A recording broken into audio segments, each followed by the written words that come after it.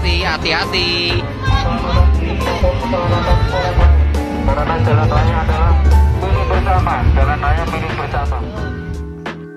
Baru-baru ini beredar video seorang diberhentikan polisi di jalan karena membawa sesuatu di atas kepalanya. Seperti video yang dibagikan oleh akun Instagram Indo Flashlight pada Senin 27 Juni.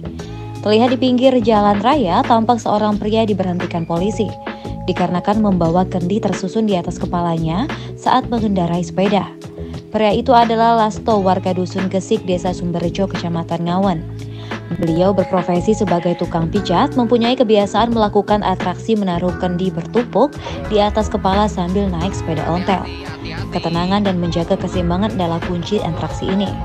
Atas aksi pria ini, video tersebut ramai menuai komentar dari warganet. Jangan sampai menjadi korban dan terlalu berhati-hati, di jalan raya.